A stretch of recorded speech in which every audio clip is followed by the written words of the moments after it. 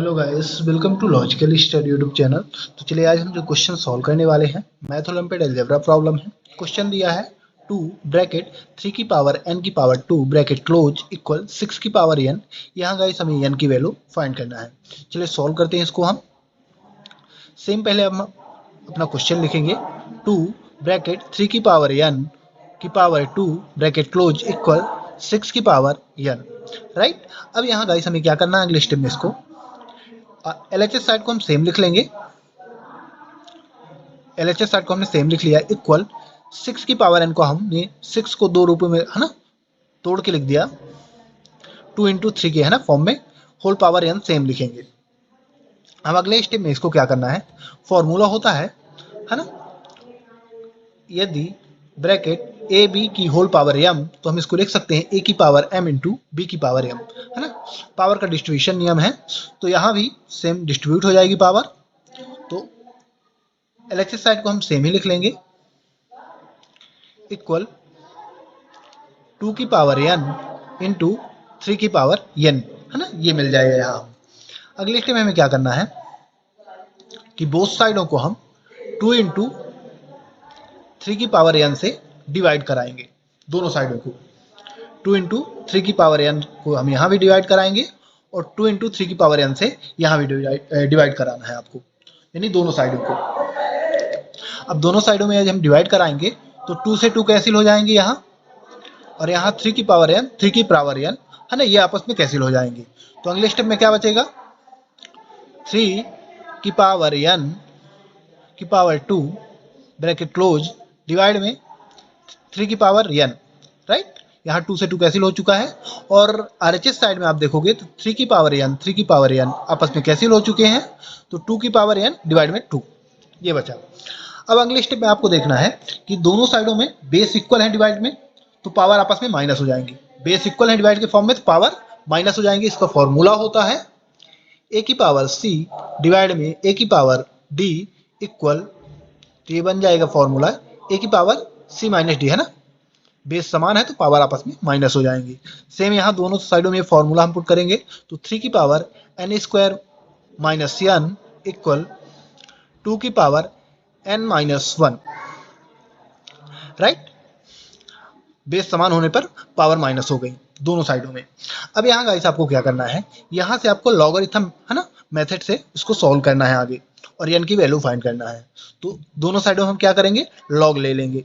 तो लॉग 3 की power n square minus n equal log 2 की पावर n माइनस 1।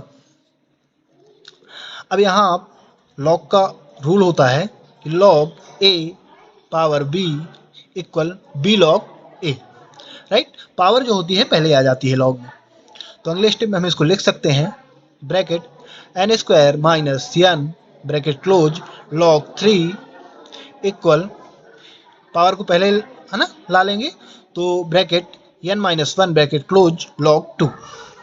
अब यहाँ गाइस आपको क्या करना है अगले स्टेप में कि लॉग 3 का यहाँ मल्टीप्लाई करना है और लॉग 2 का यहाँ मल्टीप्लाई करना है। तो ये अगले स्टेप में आ जाएगा कुछ, इसका यहाँ मल्टीप्लाई होगा तो n स्क्वायर लॉग 3 और यहाँ होगा तो plus minus minus n log 3 equal, यहाँ इसका मल्टीप्लाई करोगे तो n log 2 plus minus minus तो 1 के साथ होगा तो सेम ही आ जाएगा माइनस लॉग 2, है ना। इसका यहाँ मल्टीप्लाई इन दोनों जगह होगा, इसका यहाँ इन दोनों जगह हमने मल्टीप्लाई करके है ना लिख दिया। अब यहाँ गाइस आपको क्या करना है, जो RHS साइड की है ना ये वैल्यू है इसको हम LHS साइड में ले जाएंगे। तो इधर ये प्लस की है और ये माइनस की है तो इन दोनों के साइन आपस में चेंज हो जाएंगे, है ना। यहाँ माइनस हो जाएगा, यहाँ प्लस साइड चेंज करने पर। तो अगले स्टेप में चलिए साइड चेंज कर देते हैं। इस वैल्यू को हम सेम ही लिख लेंगे n square log 3 minus n log 3 और ये दोनों वैल्यू इधर आएंगी। तो ये माइनस की थी तो ये प्लस की थी, तो सॉरी ये वैल्यू यहाँ प्लस की थी तो माइनस में आ चुकी है माइनस n लॉग 2, और ये माइनस की थी तो प्लस में आ चुकी है ना लॉग 2 इक्वल 0, है ना। LHS साइड में कुछ भी नहीं बचा तो 0 लिखेंगे।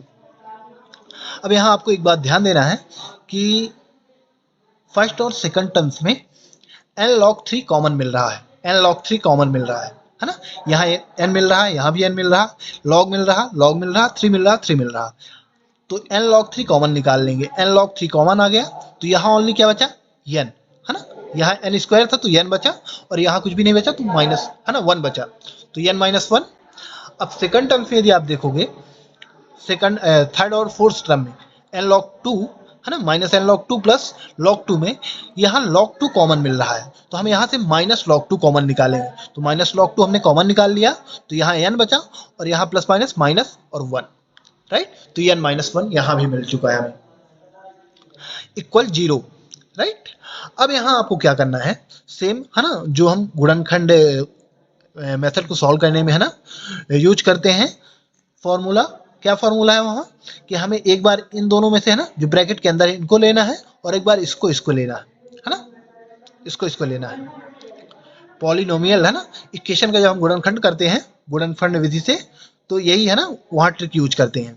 तो यहाँ एक बार इसको हम ले लेते हैं और एक बार इनको, तो एक बार इनको ले लेना है दोनों में से एक, तो n माइनस 1, और एक बार n log 3 माइनस log 2, है ना, ब्रैकेट क्लोज, इक्वल 0,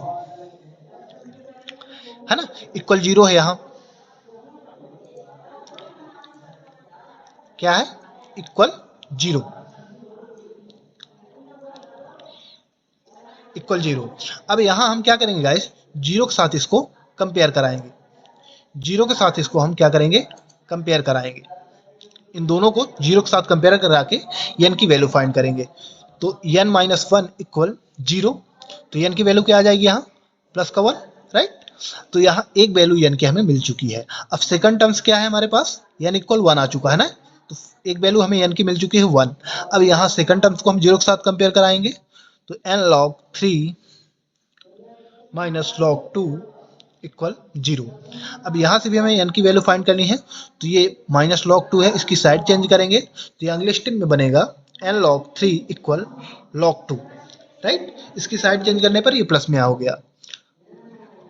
अब हमें log n की वैल्यू, है ना, फाइंड करनी है, तो हम log 3 से दोनों साइडों को डिवाइड कराएंगे, है ना, n log 3 डिवाइड में log 3, और यहाँ भी, है ना, बोथ साइडों को हमने log 3 से डिवाइड करा दिया दोनों साइडों में। अब दोनों साइडों में log 3 से log 3 यहाँ कैंसिल हो जाएगा, तो n इक्वल क्या बचा, log 2 divide by log 3, right. यहाँ हमने क्या किया, अगले स्टेप में log 3 से दोनों साइडों को डिवाइड कराया, तो यहाँ log 3 से log 3 कैंसिल, तो n equal log 2 divide by log 3। अब यहाँ अगले स्टेप में फॉर्मूला होता है ना, log b डिवाइड में log a इक्वल, इसको हम लिख सकते हैं log बेस a b। यहाँ सेम हम ये फॉर्मूला लगाएंगे, तो बेस में 3 आ जाएगा और 2 b की जगह आएगा, तो अगले स्टेप में लिख सकते हैं n equal log base 3 2। n की हमारे पास ये दूसरी वैल्यू आ चुकी है ना, एक n की वैल्यू, है ना, 1 आई है, और दूसरी n की वैल्यू, इसको हम नाम दे सकते हैं n2, क्या दे सकते हैं, n2 नाम दे सकते हैं, इसको हम नाम दे देते हैं n2 या फिर n1, राइट, n1, ये n इक्वल 1 और n1 इक्वल log बेस 3 2, ये वैल्यू आ चुकी है। तो गाइस हमारे पास इस क्वेश्चन को सॉल्व करने पर n की दो वैल्यू हमें प्राप्त हुई, है ना, एक तो 1 और दूसरी log बेस 3 2।